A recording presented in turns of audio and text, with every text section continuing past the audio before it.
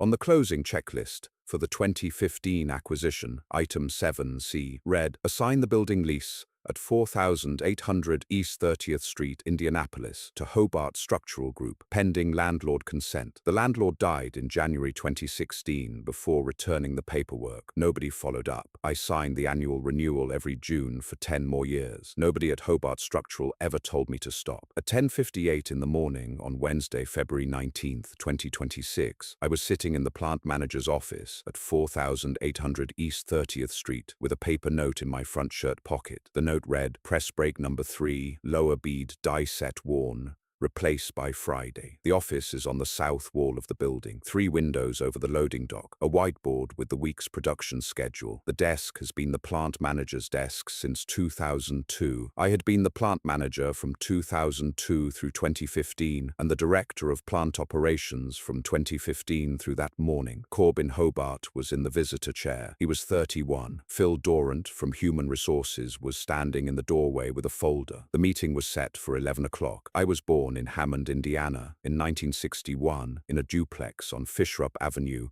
in the East Hammond neighborhood. My father, Emil, worked the United States Steel Gary Works for 31 years as a structural iron worker. He retired in 1994 at 61. The retirement ceremony was in the cafeteria of the local hall. They gave him a handshake, a plaque, and the small pension the contract had guaranteed since 1978. The plaque misspelled his last name. Vantigum became Vantigum. He brought it home. He hung it in the basement next to the workbench. My mother, Irene, asked him once whether he wanted to send it back to be corrected. He said no. The Gary Works smelled like the lakefront mills smelled at every dawn for 40 years. Hot rolled steel, coke, the iron-tasting wind off Lake Michigan. The smell did not get into Emil Van Tiegem's plaque. The misspelling did. I started as a structural steel fitter apprentice in Hammond at 18 in 1979. $8.20 an hour. I cut, I fitted, I welded. I learned the geometry of a load-bearing canopy from a Polish-American journeyman in Whiting, Indiana, named Stash Kowalski, who could read a structural drawing the way some men read poetry. He taught me what a procedure qualification record was before I knew what to do with it. He taught me the difference between a stick weld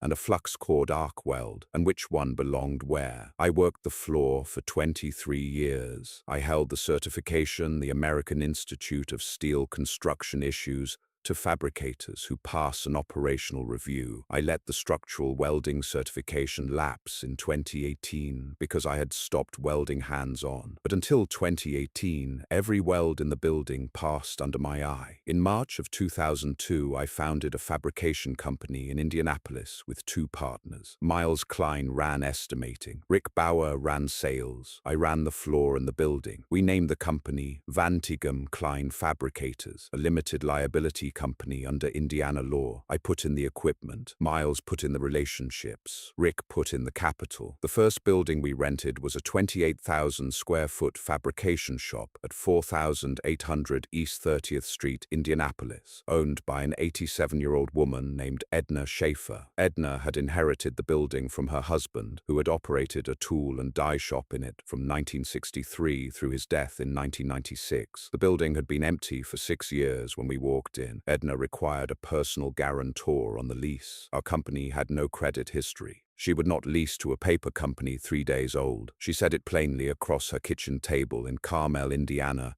with 3 glasses of iced tea between us. She said, "Boys, your company is paper. I need a person." Miles and Rick had less property and less time on the planet than I did. I had a paid-off house in Indianapolis, 23 years of trades income, and a wife who taught photography at Roncalli High School and would still be teaching there in 2022. I signed the lease personally. The original rent was 68 cents a square foot. I paid Edna directly out of my checking account every month, and the company reimbursed me through accounts payable. We grew the company from 3 men to 68 employees and $24 million in annual revenue over 13 years. I met Cynthia Cynthia at a parish dance in Hammond in 1985. She was 21. Her last name was Marchand. Her grandparents had come from Liège in 1928 and had not lost the Walloon accent in 2 generations. I was 24 and looking at her. She was looking at the lefse table. We got married at St. Casimir's in Hammond in 1987. We had our son, Emile Jr. in 1993 and our daughter Sophie in 1996. Cynthia taught photography and art at Roncalli High School for 29 years before retiring in 2022 with a full pension and a $25,000 lifetime achievement gift the Parents Association had organized in her honor. Our son Emile is now a master electrician with Local 481. Our daughter Sophie is a veterinary assistant. They are both married. We have no grandchildren yet. We have a Rambler in Indianapolis we bought in 1996 for $148,000 and that the Marion County assessor now values at $410,000. We have no debt. We have no pet. If you've ever watched a 31-year-old MBA reduce your life's work to a line item on a slide,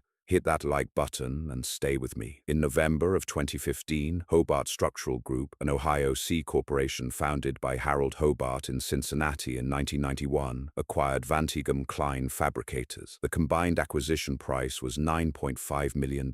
Miles Klein took home $4.8 million. Rick Bauer took home $3.6 million. I had taken a smaller equity stake in 2002 in exchange for guaranteed facility control and a fixed salary, and I took home $1.1 million. I was retained as director of plant operations. The deal attorneys, a Cincinnati firm Harold had used since 1996, told me the morning of closing, "Roy, your role going forward is to run the facility. We'll handle the rest." I shook their hands. I went back to the floor. On the closing checklist for the acquisition, item 7C read what it read: pending landlord consent. The deal attorneys mailed the consent letter to Edna Schaefer at her home in Carmel in November 2015. Edna kept the envelope on her kitchen counter. She did not return it. She died on the 22nd of January 2016 at 88 years old. The Schaefer Family Real Property Trust passed to her grandson Marcus Schaefer, who was 34, a commercial real estate broker in Columbus, Ohio, and who inherited a small portfolio of properties with limited familiarity with each one's history. Marcus did what his grandmother had always done. In June of 2016, he mailed the annual lease renewal to me at the facility. The renewal identified Roy Vantigum as the lessee and personal guarantor. I signed it. I had been signing it every June for 14 years already. I did not stop to ask whether anyone at Hobart Structural needed a copy. The check came out of the facility's accounts payable. The check cleared. Marcus sent the renewal the next June and the next.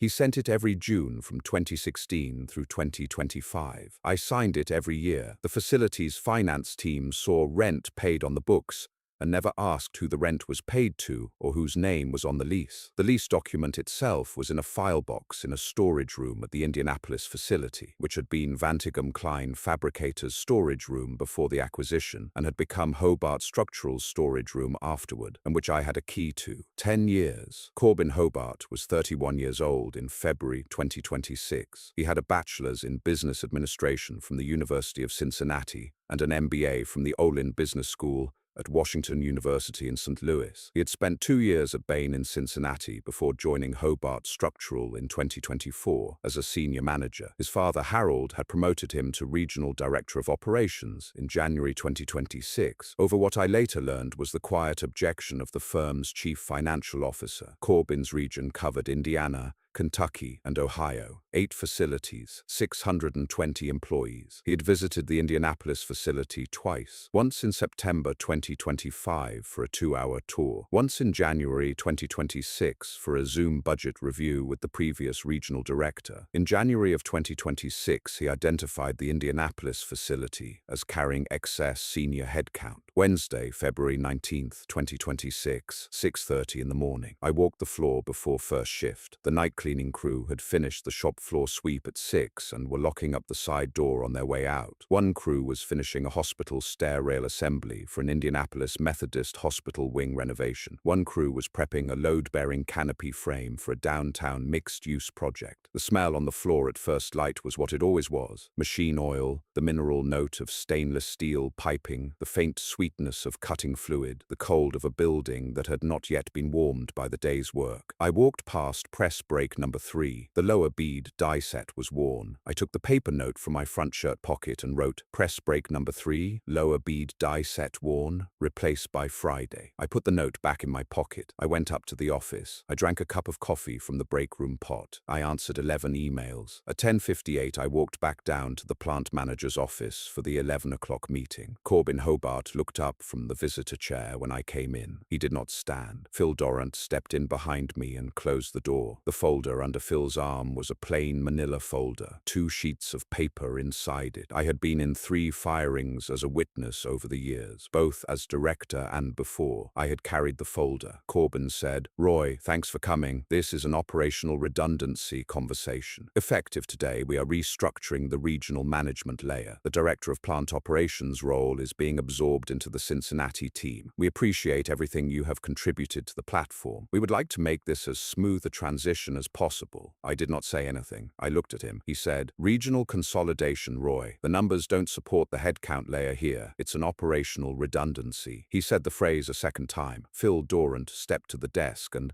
laid the acknowledgement form on it. The form was on Hobart Structural Group letterhead. It had my name spelled correctly. It had the date. It had a line for my signature. I picked up the pen from the desk. I signed. I said, "Understood. I'll clear my desk before lunch." Corbin said, "There's a severance package, 26 weeks of base salary and accrued vacation. Phil will walk you through it. We can do the exit interview now or schedule it for Friday." I said, "Send the package to my home address."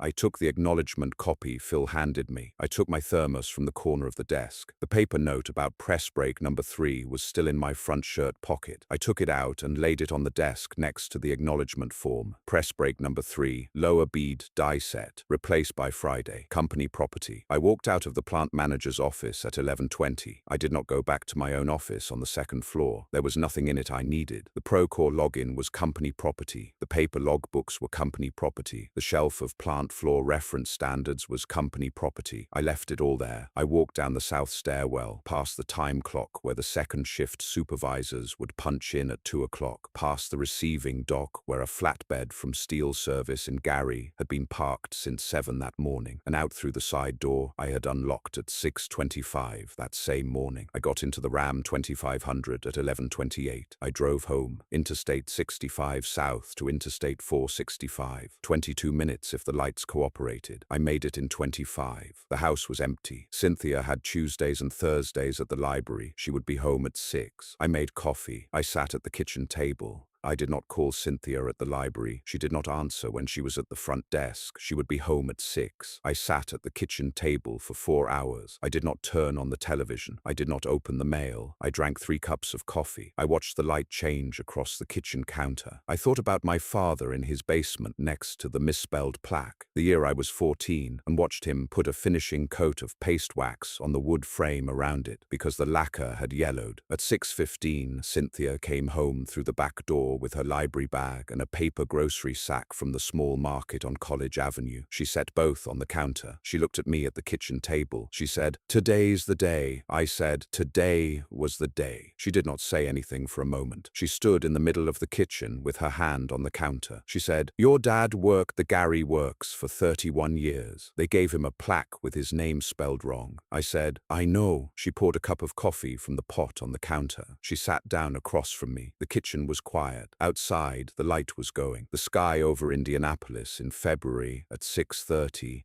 has a flat blue-gray quality that does not commit to either day or night. The refrigerator hummed. The clock on the kitchen wall, a clock Cynthia had bought at a thrift store in Hammond in 1993, ticked. She did not ask what they said. She did not ask who told me. She knew I would tell her when I was ready. After a while, she said, "Tomorrow morning, you should call Sandra Wojcik." I said, "I was going to." She said, "Good." She finished her coffee. She stood. She put her hand on my shoulder for the time it took her to walk past me, and then she went into the living room to read. I sat at the kitchen table. I thought about item 7C.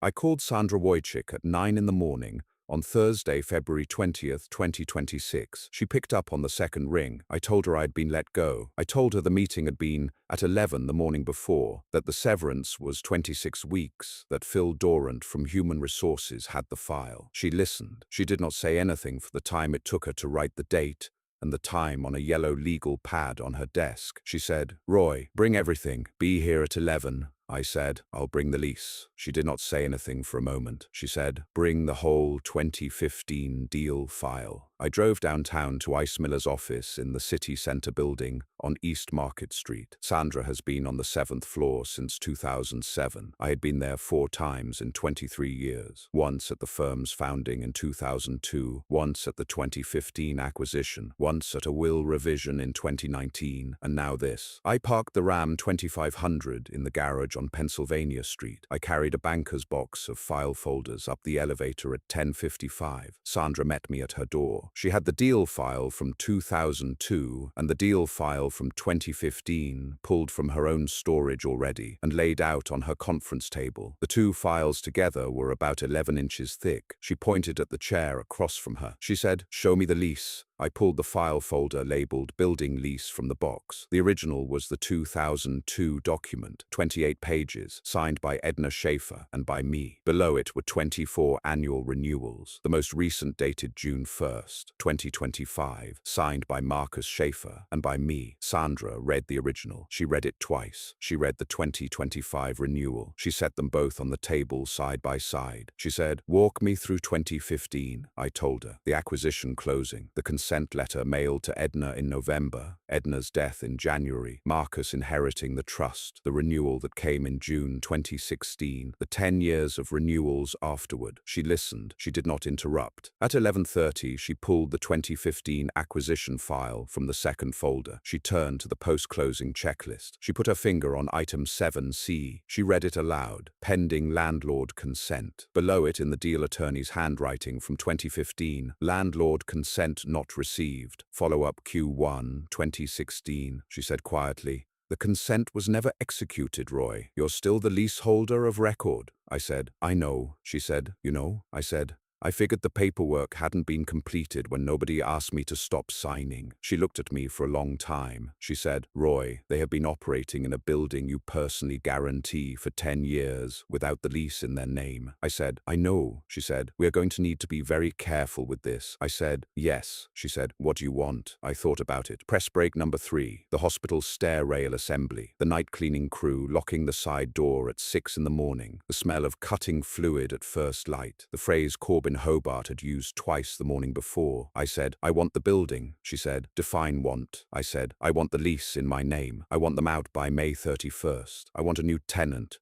who will pay current market." She wrote on the legal pad. She underlined 2 words. She looked at me. She said, "I can do all 3, but you have to call Marcus Schaefer first. Today is Thursday. Call him tomorrow morning." I said, "What do I say?" She said, "Tell him the truth, that you are no longer at the facility, that you will not be signing the June renewal." I said, "And then?" She said, "Then let him talk." I drove home. Cynthia was in the garden. The Indiana light at 1 in the afternoon in late February has a thin quality that makes the bare branches of the dogwood in our front yard look like Sharpie marks against the sky. I sat at the kitchen table. I did not call Marcus. I waited. Friday, February 21st, 2026, 10 in the morning. I called Marcus Schaefer at his Columbus office. His receptionist answered. I gave my name. She put me through in 9 seconds. Marcus said, "Roy, I was going to call you next week." I said, "Marcus, I'm no longer at the facility. I won't be signing the June renewal." The line was quiet for about 4 seconds. Marcus said, "Roy, I was wondering why you never transferred the lease after the 2015 acquisition." I said, "Because no one ever asked me to." He said, "I figured." He said, "What do you want to do about June?" I said, "I want to talk about a new lease in my name, a different tenant." He said, "How much?" I said, "Current market is $2.20 a foot. I have a tenant in mind, 3-year term." He said, "That's about 57% above what you have been paying. My grandmother set the rate at 68 cents in 2002. You and she kept it where it was." I said, 23 years was a long time to hold the rate. He said, it was. Send me a letter of intent on the new lease. I'll have it on my desk Monday. I said, I'll send it. He said, Roy, why didn't you tell anyone at Hobart Structural? The paperwork was not finished. I said, Marcus, nobody asked me. He said, that's fair. Send me the letter. I'll get back to you Monday. He hung up. The call had lasted 6 minutes. I called Sandra at 10:20. I told her what Marcus had said. She said she would draft the formal notice to Hobart Structural's legal department in Cincinnati that afternoon. She would mail it certified, return receipt requested. She would attach the 2002 original lease, the 2015 closing checklist with item 7C circled in red, and the June 2025 renewal with my signature. She said, Roy, once this letter hits Cincinnati on Tuesday or Wednesday, I expect a call from their general counsel by the end of next week. Do not pick up if Corbin Hobart calls you. Refer him to me. He is going to be embarrassed. Embarrassed people make mistakes you don't want them to make on your call log. I said, understood. She said, I'm going to look for a new tenant for you while you sleep this weekend. I said, I already have one in mind. I told her about Tim Gronendijk and Arc Bend Metal Works in Plainfield. I had known Tim through industry events since 2017. Tim's shop had been looking to expand into a larger building for 18 months. Arc Bend ran a 45-person custom metal fabrication operation, specializing in architectural railings, ornamental ironwork,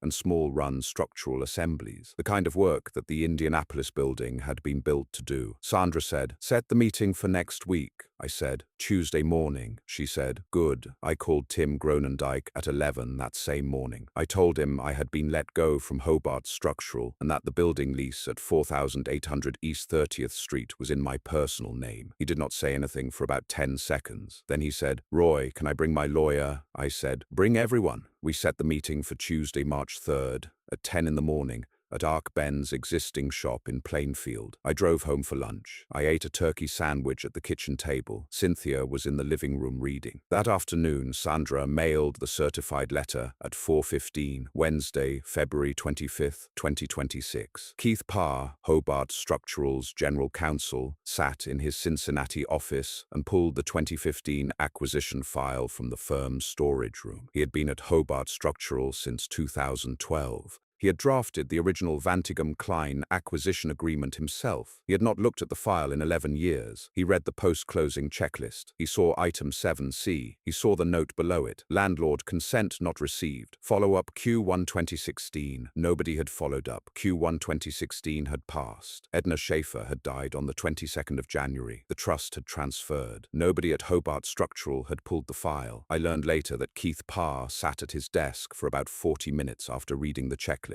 Then he picked up the phone and called Harold Hobart on Harold's personal cell. The call lasted 22 minutes. Harold was at his desk in the Cincinnati headquarters at the time. He listened. He did not interrupt. When Keith finished, Harold said, Where is Roy Vantigum now? Keith said, Indianapolis. He has retained Ice Miller, Sandra Wojcik. Harold said, When was Roy let go? Keith said, I don't know. Harold said, find out. Keith called Phil Dorrant from Human Resources at the Indianapolis facility. Phil told him, February 19th, operational redundancy. Regional consolidation. Corbin Hobart had signed off. Keith called Harold back. He gave him the date. Harold did not say anything for a long time. Keith heard him breathing. Then Harold said, Get me a copy of the Q1 regional dashboard, the one Corbin's team submitted last week, Friday, February 27th, 2026, mid-morning. Harold was at his desk in Cincinnati. He pulled the dashboard. He found the Indianapolis facility line item. The cell carried a comment. Operational redundancy. Director of Plant Operations role absorbed into regional team. EBITDA margin improvement projected at 12 basis points. Harold read the comment 3 times. He sat at his desk for 20 minutes without moving. Then he picked up his phone and called Keith Parr. He said, reach out to Sandra Wojcik. Find out what Roy wants. Friday afternoon. Keith Parr called Sandra Wojcik. He introduced himself. He asked,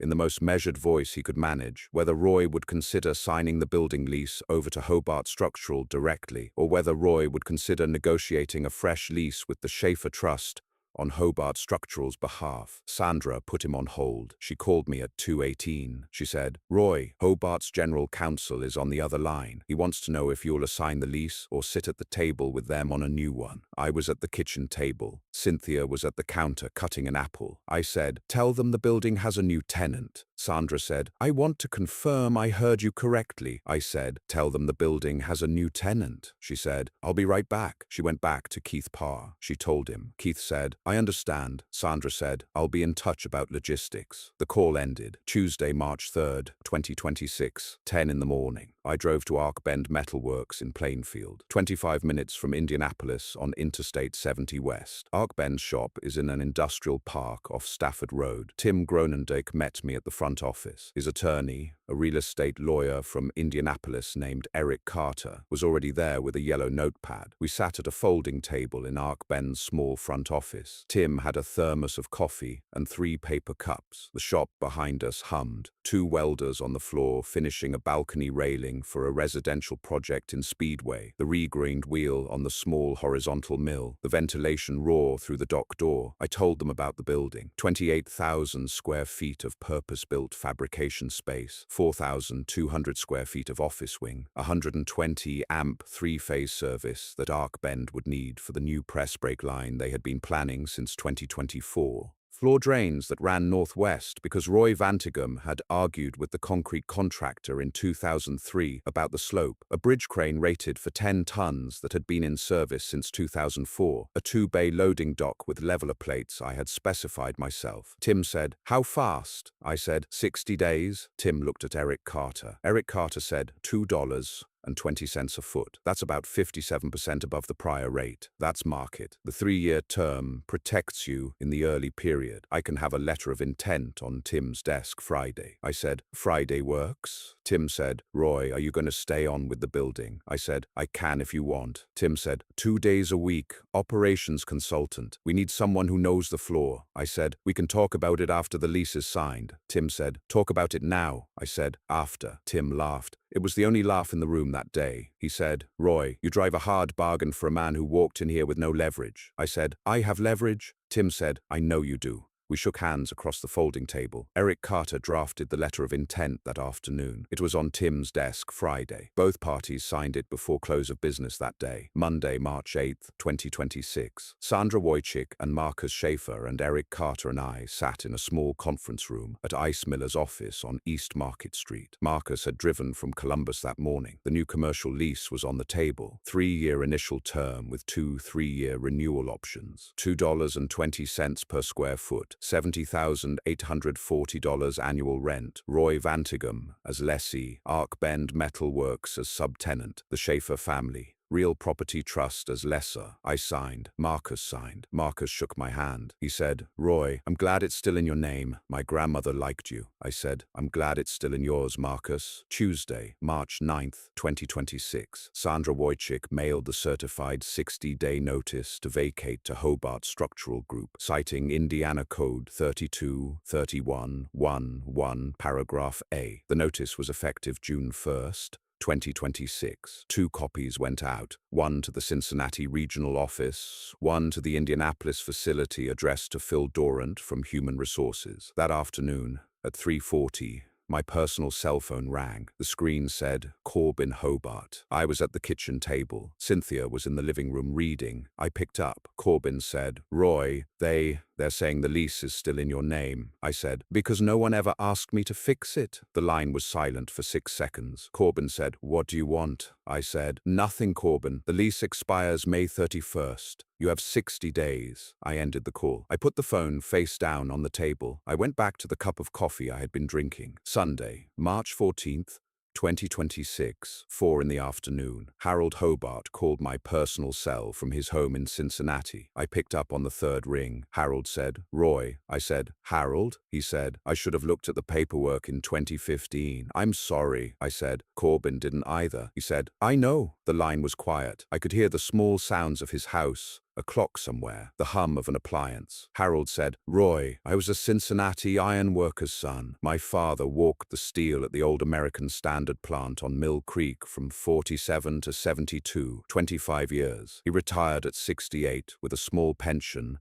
and a wrench they gave him with his name engraved on it, spelled correctly. I said, he was a builder. Harold said, he was. I tried to build something here, 40-some years now. I forgot that buildings stay in the names of the people who put them up, not the people who write the checks afterward. I said, buildings have memories. Harold said, they do.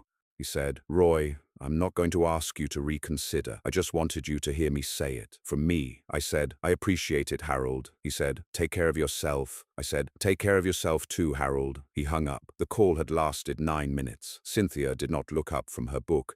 Hobart Structural relocated the Indianapolis operation to a smaller leased space in Beech Grove, Indiana, beginning the 3rd week of March. The new building was a 16,000 square foot fabrication shop in an industrial park off Emerson Avenue. The rent was $4.10 per square foot. On a new construction lease the parent company had to sign in a hurry. That is the price of new construction industrial in Beech Grove in 2026. About 180% of what Hobart Structural had been paying me to keep their machines running in a building they did not own. The move went the way moves like that go. The hospital's stair rail assembly for the Indianapolis Methodist Hospital wing renovation slipped by 6 weeks. The project's customer penalty clause for late delivery was $44,000. Hobart Structural paid it. The downtown mixed-use canopy frame got pushed to a Lafayette subcontractor. 2 existing structural contracts in Bloomington went to a competitor in Terre Haute who could promise on-time delivery because Hobart Structural could not. 3 shop supervisors declined the commute to Beech Grove. Their names were Brian Walker, Doug Carter, and Mark Edwards. Brian had been at the Indianapolis facility since 2008, Doug since 2012, Mark since 2014. They each lived on the east side of Indianapolis. Beech Grove is on the south side. The change added between 30 and 40 minutes each way, in traffic that does not move on Interstate 65 at 5:30 in the morning. They put in 2-week notices over 4 weeks. 2 of them called my personal cell to thank me for 10 and 12 years of management respectively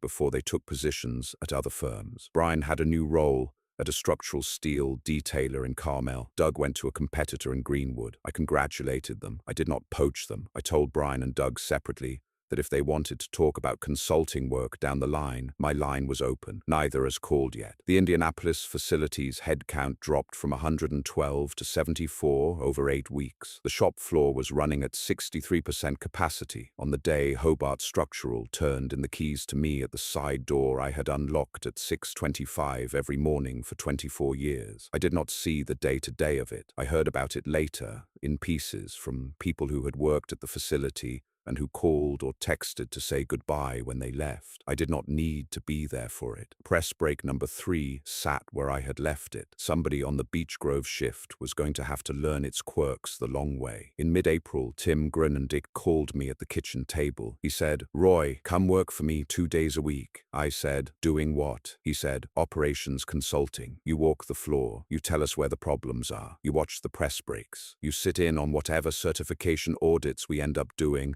for the architectural ironwork contracts. You read every weld inspection report I sign before I sign it." I said, "Rate." He said, $140 an hour, 2 days a week. You set the days. We can scale up if the architectural ironwork book grows. I said, "Thursdays and Fridays." He said, "Done. I'll send the consulting agreement Friday." I said, "Send it. Eric Carter can look at it." I told Cynthia at dinner. She had made venison stew. Her brother Pierre had brought us venison back in November from his Wisconsin deer camp in Russ County. Cynthia said, "Good. You'd be impossible to live with if you stopped walking a floor." I said, "I know," she said. "I know you know." She poured another spoonful of stew into her bowl. The kitchen smelled like onions and bay leaf and the slow-cooked iron note of venison that has been in a Dutch oven since 1 in the afternoon. The April light through the kitchen window had the long, thin quality that Indiana light has at 6 in the evening before daylight saving time gives up its hold on the day. She said, "Sophie wants us over for dinner Sunday. She and Will have something to tell us." I said, "Something?" She said, "She wouldn't say. She told me to bring an appetite." I said, "We'll go." She said, she sounded like her mother used to sound when she was about to tell me good news. I said, "Then it's good news." She said, "It is." Mid-May, a Thursday morning. Cynthia was in the kitchen. The landline rang. She picked it up because I was upstairs paying bills. The caller introduced herself as Mary Whitfield, Harold Hobart's assistant at Hobart Structural's Cincinnati headquarters. Mary had been at the firm for 19 years. She had handled Harold's calendar through the entire Vantigum Klein acquisition,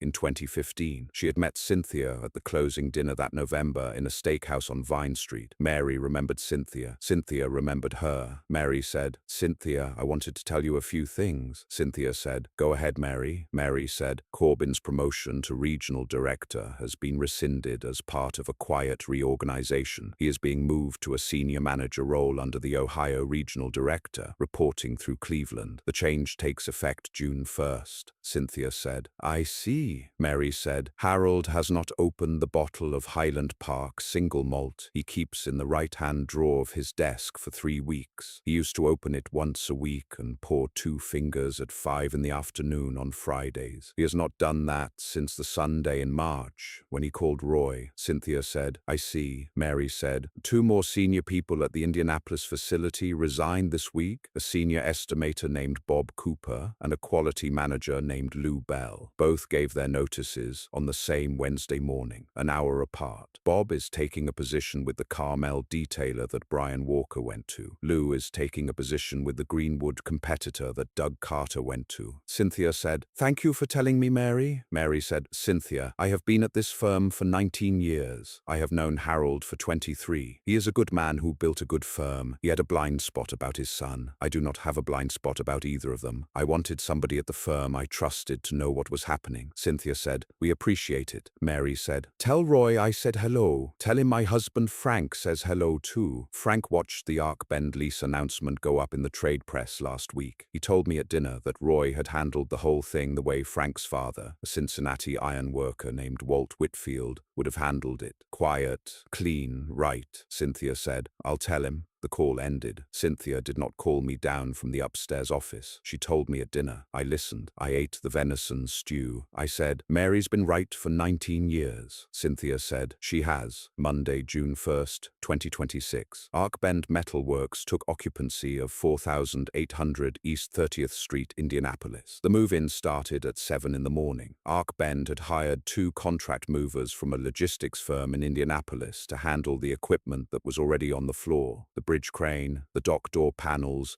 the existing 2 press brakes that had been part of the lease handoff between the trust and the new tenancy. The new Ark-Bend press brakes were on 3 flatbeds in the parking lot, waiting their turn at the loading dock. I was there as the outgoing leaseholder. I walked the floor with Tim Gronendijk. I showed Tim where the floor drains run. They run northwest because in 2003 I had argued with the concrete contractor about the slope, and the slope had been adjusted to my specification. I showed him where the 3-phase service panel was. I showed him which heating zone the office wing ran on, and where the 4 air handler returns were. I showed him the bridge crane's load test certificate, dated August 2025, which I had taped to the column at the south end of the crane span, where any inspector would see it without asking. I showed him where the keys to the storage room were. The storage room had been Vantigum Klein Fabricators' storage room from 2002 through 2015, and Hobart Structural storage room from 2015 through May 31st, 2026. Inside it, in a file box on the 3rd shelf from the floor, was a copy of the original 2002 lease. Tim took the keys. At noon, I locked the building from the inside, walked out the side door for the last time as the man in charge of locking it, and met Marcus Schaefer in the parking lot. Marcus had driven from Columbus that morning. He was standing in a wool topcoat that was too warm for the day. He had a thermos of coffee in his hand. He said, "My grandmother would have liked how this turned out." I said, "She liked the building." He said, "She did. She used to say a building gets 2 kinds of owners in its life. The ones who write the checks and the ones who lock the door at the end of the day. She liked you because you were the second kind." I said, "I'm glad it's still in her trust." He said, "It's still in your name, Roy. That's the same thing." I handed him the keys. He shook my hand. He drove back to Columbus that afternoon. I drove home, Saturday, June 14th, 2026, 7:20 in the morning. I was at 4800 East 30th Street as Ark-Bend Metal Works part-time operations consultant. Thursdays and Fridays, per the consulting agreement Eric Carter had had drafted, plus the first full production Saturday because Tim wanted me there. The first full production week was starting. Ben's crew was setting up press brakes on the fabrication floor. The smell on the floor at first light was what it had always been. Machine oil, the mineral note of stainless steel piping, the faint sweetness of cutting fluid, the cold of a building that had not yet been warmed by the day's work. The smell did not care that the company on the lease had changed. The building did not care. The floor had been poured in 1963 by a concrete contractor named Russo Brothers in Indianapolis, and it knew nothing about acquisitions. Outside the loading dock, a forklift backup beep was keeping time with the building's heartbeat. Inside, a regreened wheel was warming up at the southeast corner of the floor. The night cleaning crew that Ben had hired had finished their first sweep at 6. The new first shift supervisor, a man named Carl Hall, who had been with Tim at the Plainfield shop for 9 years, was at the time clock-checking the morning roster. I walked the south end of the floor. I stopped at the east column where the bridge crane's load test certificate had been taped to the steel for the last 10 months. The certificate had a piece of fresh masking tape over the corner, where the old certificate had been peeled off in May. Tim's crew had taped the new one over the old one cleanly. The new certificate was dated June 2nd, 2026, the day after occupancy. I had told Tim to schedule the test on day 1. Tim had scheduled it on day 1. The certificate would be on the column when an inspector came through, whether Tim called me on Tuesday or not. I walked another 15 paces. I stood at press brake number 3. Press brake number 3 was the same press brake where I had replaced the die set as my last act as a Hobart employee in February. The die set Phil Dorrant had let sit on the desk while he and Corbin Hobart finished the acknowledgement paperwork. The die set the Hobart shop floor had eventually replaced on the Friday after Phil and Corbin took my note from my pocket and left it on the desk for somebody else to read. The die set Ben's crew had pulled and replaced again last Tuesday with a new piece they had brought over from Plainfield. The Ben operator at press brake number 3 was a young woman in safety glasses and a hairnet. She had brown hair tied back. She was new. Tim had hired her in March from a technical college program in Indianapolis. She was setting the back gauge for a test bend. She did not see me at the south end of the floor watching. She made the test bend. The brake hummed. The bend came out true. She made a second test bend. The brake hummed. I stood at the south end of the floor. I knew where every drain in this building ran. I knew the floor slope was a 1/4 inch over 30 feet to the northwest. I knew the bridge crane had a small wear point on the east trolley rail at the column 3/4 of the way down the span, and that the wear would need to be addressed at the next quarterly inspection. I knew the air handler in the office wing returned dirty in the 3rd week of August because of pollen drift from the strip of cottonwoods along the railroad tracks behind the parking lot. I knew press brake number 3 ran hot at high cycle speeds in summer and needed an extra 2-pound oil check every Tuesday from June through the 2nd week of September. I did not tell them. I'd let them figure out the building first. Tim Gronendijk walked up next to me at 20 after 7. He had his own thermos. He looked at the brake. He looked at me. He said, "Roy, what are you watching?" I said, "Tuesday." Tim said, "What about Tuesday?" I said, "Ask me Tuesday." Tim laughed. He said, "Fine, I'll ask you Tuesday." He walked to the front office. I stayed on the floor. In this business, they call it a post-closing item. I call it the building staying in the name of the person who built it. If you got something out of this story, hit that like button and let me know in the comments what part stayed with you. If you haven't subscribed yet, subscribe and ring the notification bell so the next one shows up. Thanks for watching. I'll see you in the next video.